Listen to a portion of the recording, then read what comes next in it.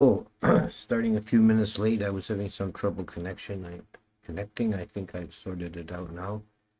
Alert from Ob Studio. Creating a new live broadcast. Please wait. Okay, can you see and hear me? Let me know in the chat if I'm actually live.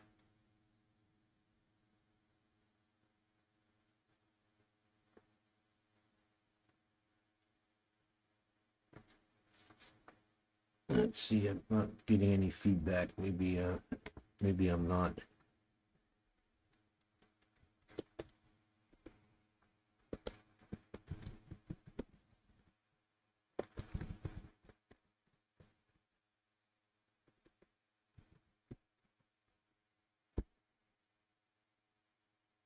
Okay, I'm getting some feedback now. It's I'm live. Okay, so we'll start.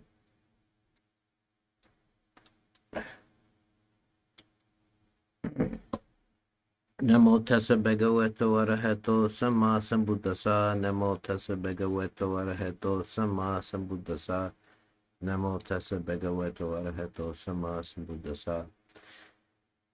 So we're beginning our look at the Vissudhimagga, um, and encouraging people to actually pick up the text and read it. You can get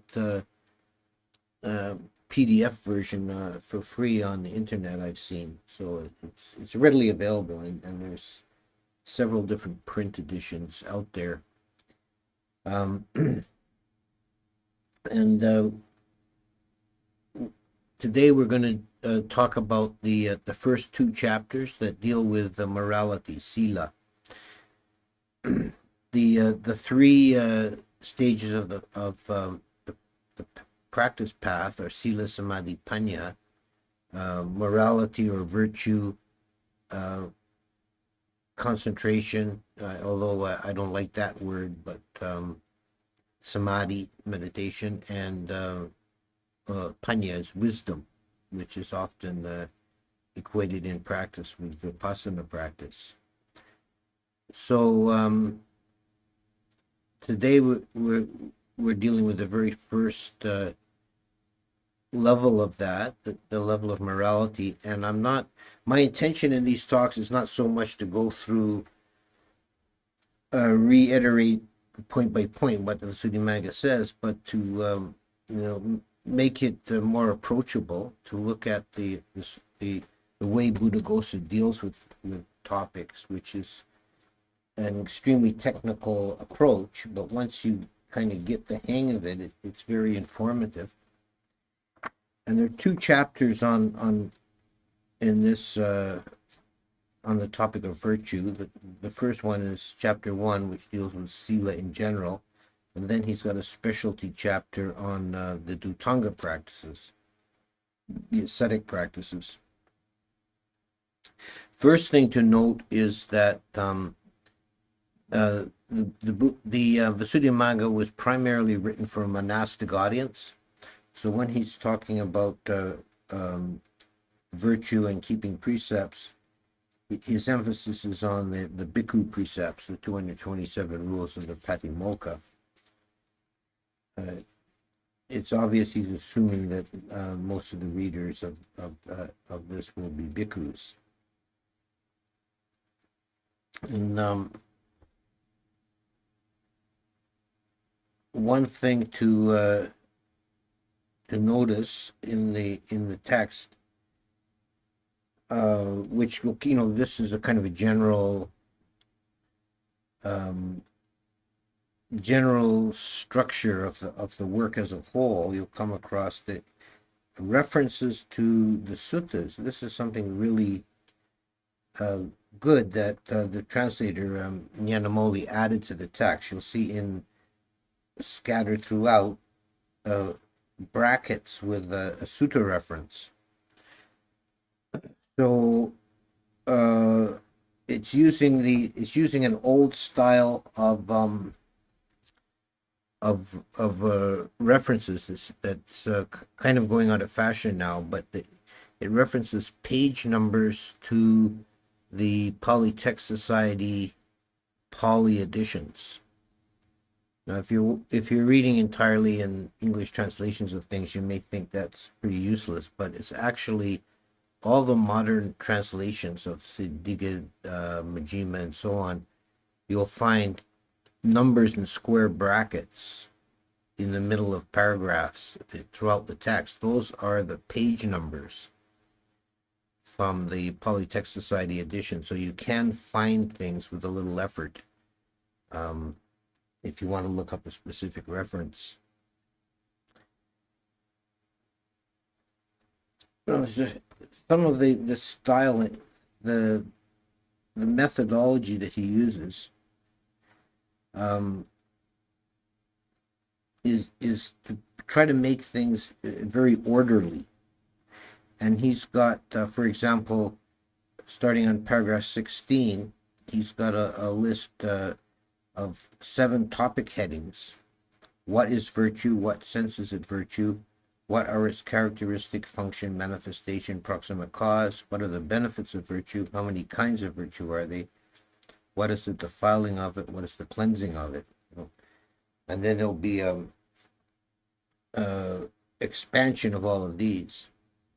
Now the third topic, what are the characteristic, function, and manifestation and proximate cause? This is a method of defining things that you'll see throughout the work. When a term or a topic is to be defined, he will elaborate these 4 points. What is its characteristic, function, manifestation, and proximate cause? So the characteristic of virtue, or sila, is the coordinating of bodily action, etc., and as the foundation of profitable states. The characteristic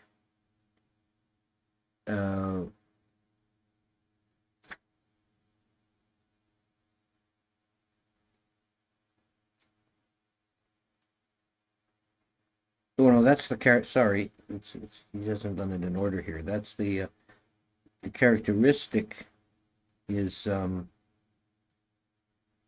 coordinating of bodily action and foundation of profitable states. The function is to stop misconduct. The manifestation is purity, and the proximate cause is hiri ottappa.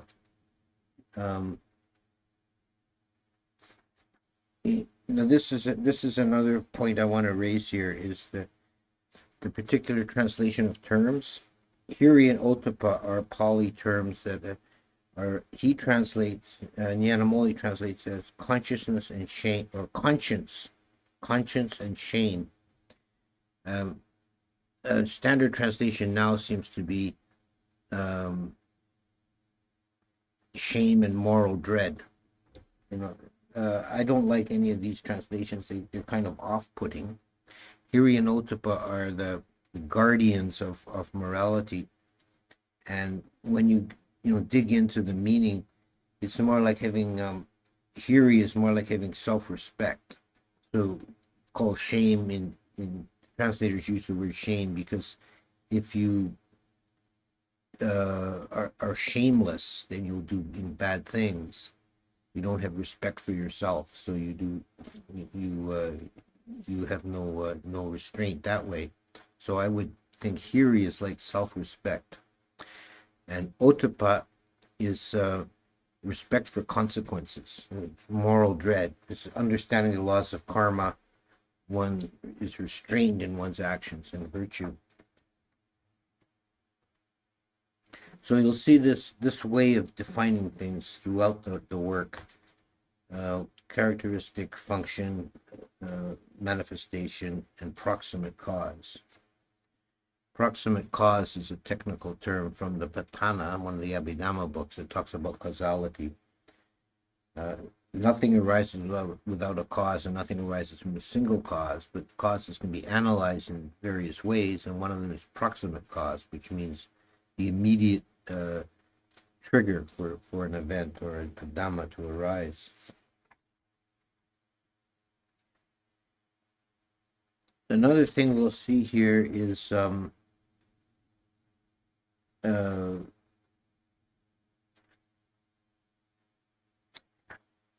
these breaking things up into lists, and to make a topic orderly. I think this is very much Buddhaghosa's style. We see in paragraph 25 how many kinds of virtue are there, which was one of the 7 things that were listed, and he has 19 different answers to that question. For example, number 2, it is of 2 kinds, keeping and avoiding. So that's kind of obvious.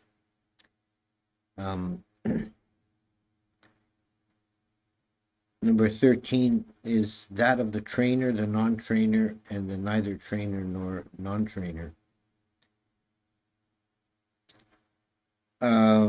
Those are confusing terms if you don't know what he's talking about. That's translating the Pali seka, or learner, actually literally listener, and it's used in a technical sense in the suttas and the Abhidhamma to refer to someone who has attained stream entry is a seka. That they're in the stream. They're a trainer. A non-trainer is an arhat, who's beyond training, and a neither trainer nor non-trainer is a patujana, an ordinary person. So you'll see this sometimes. It'll be technical terms thrown out, but if you're not familiar with the literature, it may not be evident to you.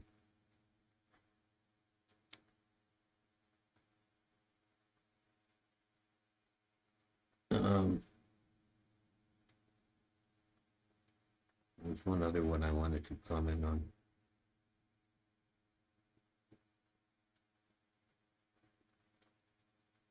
Oh yes, number 16. As natural, 3 kinds of virtue, as natural, or 4 kinds in this case, 4 kinds of virtue, as natural, customary, necessary, due to previous causes. And then later on he goes into detail on all of these types.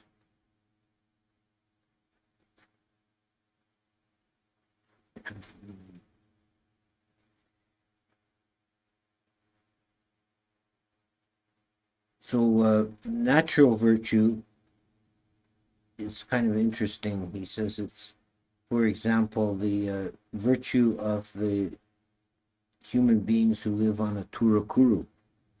So this is a reference to the Sumeru cosmology, that there's a continent on the other side of Sumeru from us, where the beings are, it's sort of a ideal paradise, earthly paradise, and the beings, human beings there, naturally keep the 5 precepts flawlessly their entire life. So that's natural virtue. So it's not something we find in our ordinary experience. Customary virtue are each clan or locality or sect's rules of observance are customary virtue. So that's like your local social mores, which obviously differ from place to place and time to time. Necessary virtue, the example given is the Bodhisattva's mother, and it quotes from the Digha Nikaya, and it's just one of the cases where he gives a reference. It is the necessary rule, Ananda, that when the Bodhisattva has descended into the mother's womb, no thought of men that is connected with the cord of sense desire comes to her. So it's a necessary. It fulfills a kind of cosmological function while she's bearing the Bodhisattva, then she's free from sense desire. And due to previous causes is the virtue of pure beings such as Mahakassapa, etc. That's due to previous causes, because in the past they were ordinary beings and then they achieved the state of enlightenment.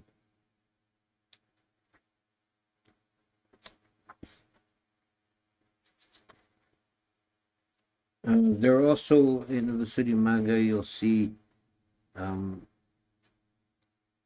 occasional stories interspersed, examples usually from the commentaries, or from many cases just from a Sri Lankan tradition.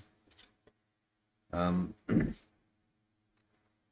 some of these are not fully referenced in the text itself, but Nyanamoli has expanded them in the footnotes. Sometimes Buddhaghosa will just give the first line and say etc. He's assuming that his reader knows all these stories and tropes. And if you don't, very often the expansion can be found in the footnotes, which are very thorough. They're very good.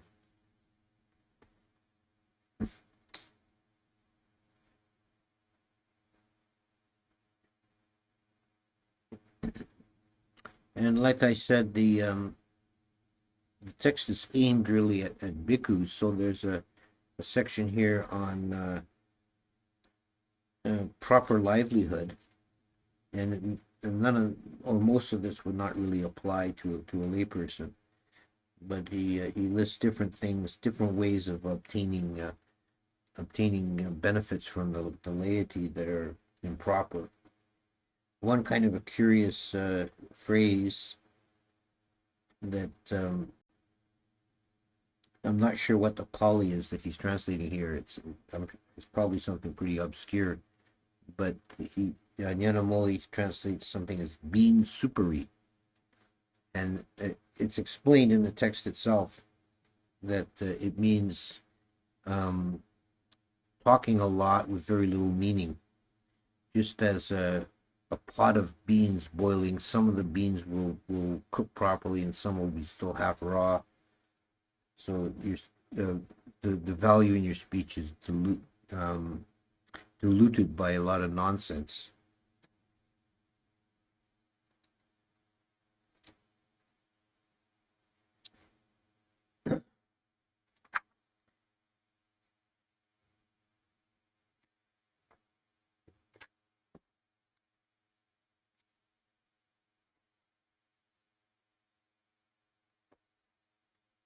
So I think that's enough for chapter 1. Chapter 2 is dealing with the Dhutanga practices, the 13 Dhutangas. This is found in the Vinaya. They're not rules as such, but they're optional practices for monks who want to practice in a more ascetic fashion. You can take a vow and keep one or more of these ascetic practices. And these are dealt with in some detail. The 13 are the refuse rag wearers practice. That means that the robes that if a monk is following this rule, he'll make his own robes, but only out of scraps of discarded cloth. He's not allowed to receive cloth as an offering, but only in refuse heaps or in taken from a corpse he can use. The triple robe wearers practice, the full monastic attire is a lower robe, an upper robe, and an outer robe that in our tradition, we mostly only wear that in ceremonial occasions, folded over the shoulder, but it was originally meant to be like a cloak for cold weather. And if one is following this rule strictly, one will only have those 3 robes and no other cloth. The alms food eaters practice, only eating that which is put in your bowl, and not accepting any like special invitations or so on. The house to house seekers practice means when you go on alms round, you go in an orderly fashion without picking and choosing like which is the best houses where they give the best food. The one sessioners practice. The Vinaya rule is that monks are only allowed to eat at dawn or from dawn till noon. But this is an additional restraint in that you only have one meal. You only eat at that one time. The bowl food eaters practice, eating only out of the bowl. The later food refusers practice. That is, if you've already received your food offering and you're not finished your meal and someone comes in with chocolate cake and wants to make an offering, you have to refuse it if you're following this. The forest dwellers practice to always live at least a certain distance away from a village. The tree root dwellers practice to not have a hut or a kuti to stay in, but just to sleep and live outdoors under a tree. Open air dwellers practice is similar, just to be anywhere out of doors. Charnel ground dwellers practice is to live and practice in a charnel ground, that is a cemetery. Any bed users practice, that is not to sleep at any chanced upon place, not to be picking and choosing about lodgings. And the sitters practice to never lie down, to always maintain either sitting or standing posture. Now I'll say a few things about these. The Dhutangas, the Thai language, they have the word tudong, which is derived from Dhutanga. And a tudong practice or a tudong monk is one who wanders. He doesn't stay in a single place. That is limited because there's a Vinaya rule that during the rainy season the monk has to stay in a lodging under cover. So some of these rules, like the tree root dwellers practice, cannot be practiced during the rainy season. Also, all of these Dhutangas have, and it gets into the details here quite a bit, but they have levels, the grades. You can practice any one of these rules in either a strict, a medium, or a mild fashion. And there's more allowances and loopholes, let's say, for milder practice. So all the Thai forest monks in general keep some version of many of these rules. Triple robe wearers, usually we only have the one set of robes, although we do have allowances for other cloth, and in cold climates that's extended quite a bit. The bowl food eaters practice, we eat out of our bowls, not eating out of on a knife and fork and plate and bowl and so on. The forest dwellers practice, that's almost a defining characteristic of a forest monk, to live a certain distance from a village.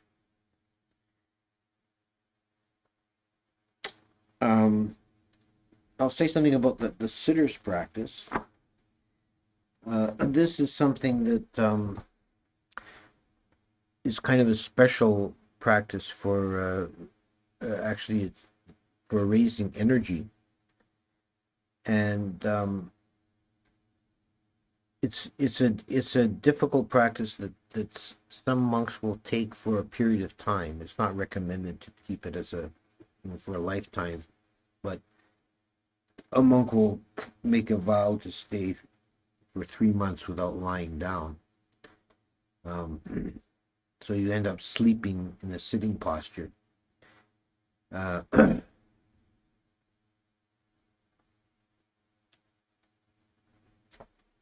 Sometimes even just to do it for one night, just to practice through the night and make make the determination, the adhitthana, not to lie down. That's keeping the sitter's practice.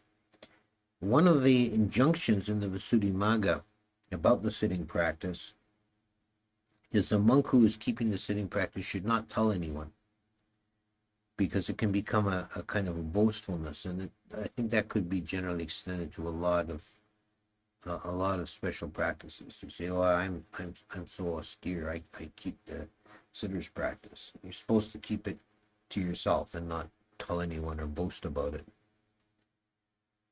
So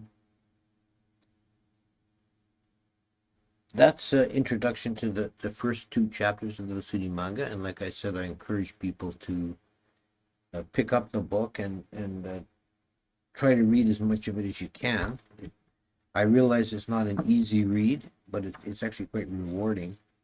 And next week, if you want to read ahead and keep up here, next week we're going to do just a single chapter, chapter 3, which is the beginning, the discussion of meditation. And this is really the meat of the Vissudhimagga. It's often used as a meditation manual, although there's much more to it than that, but it's one of the main kind of themes of the book. So we'll get into that next week, and then there's a few additional chapters dealing with specific meditations. So next week is chapter 3, if you want to read ahead. So I'll stop there and answer questions now. Let's see what we got. First question I see is, do the suttas say the correct way to give thanks to devas for helping when I believe the devas very well have helped me after asking for it and I wish to give appropriate praise? Yeah, you could make a symbolic offering to the devas. And praise them and thank them. This is all good.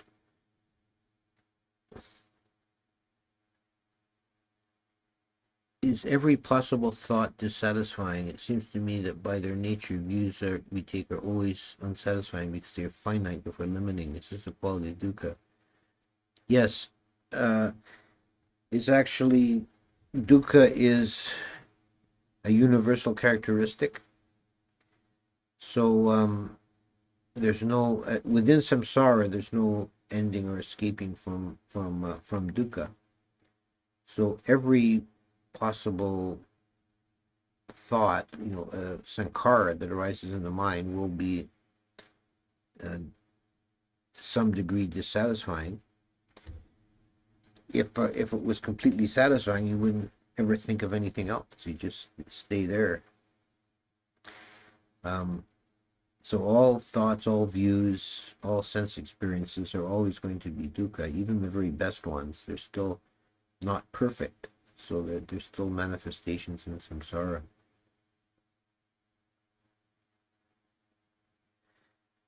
Question, does personality view and all other views belong to mental formation skandha?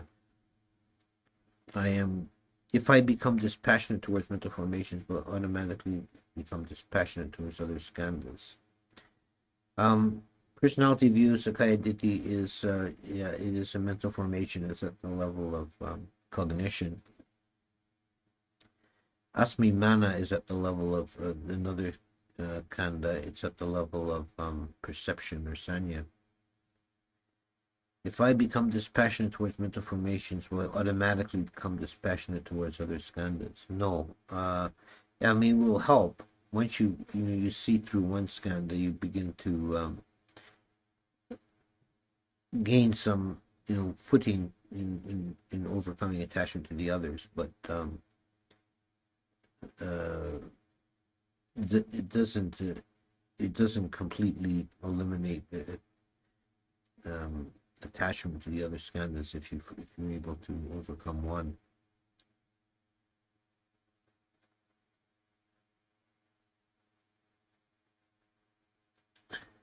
Uh,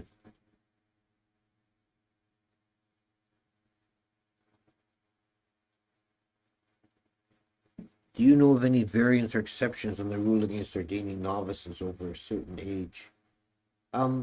It's not really. It's not a rule. It's not a Vinaya rule, but it's kind of a practice they've adopted in our monasteries. Is we generally don't ordain men over the age of 50, but exceptions are made, and it's usually if someone that's known to the abbot, and we know that he's steady and reliable, and and not the problem with ordaining older men is that they're often too fixed in their ways by that time, and it's very hard to train. Is it reasonable to say that abysses between world systems are analogous with black holes? No, I wouldn't. I wouldn't say that's a close analogy.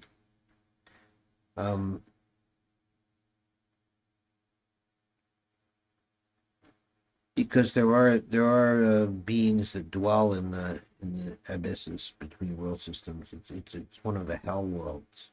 It's a cold, dark, lonely hell world. Do Chakawatis also spend a lifetime into seat to heaven before being born as a Chakawati? Yes, it's the same kind of course as a Mahaparisa, so they would. The Mahaparisa is a great man, and there are two kinds of great men or Mahaparisa. There's a Chakawati, a will-turning monarch, and a Buddha. So we have the story of the Buddha in his youth having the option to be a Chakawati. He rejected it and became a Buddha. How to stop grasping at the idea of non-grasping. It's extremely frustrating. Yeah, it's the house of mirrors. It sounds funny, but it is actually a problem that you can kind of get a second level of grasping at non-grasping. You just have to really learn just letting go, just liberating the mind from attachment to anything. Warm wishes from South Florida. Oh, great. Okay. I like the statement, virtue is volition. Generally speaking, I gather from this chapter that progression is not possible without virtue. Yes. Yeah. Virtue or sila is the foundation of the practice, and everything else is built on that. And without virtue, one does not make progress. Is abstaining from all sexual activity as a layperson skillful? Does it make it easier to achieve or create positive karma?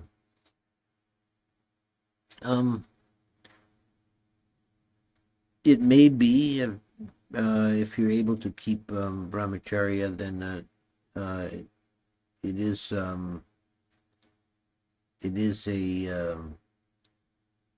conducive to the deeper states of samadhi.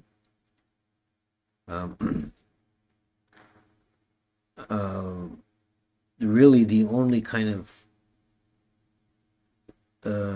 sexual strategies or lifestyles that are completely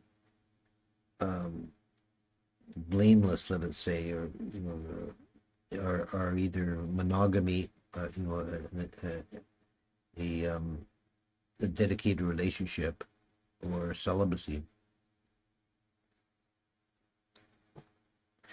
How does one leave a partner skillfully in order to ordain? No, that's something you have to work out on a one-to-one basis. That's not necessarily easy. If the two of you have grown apart and you have now a different agenda, then It might, if your partner's still not at that level, it may be difficult for her to accept.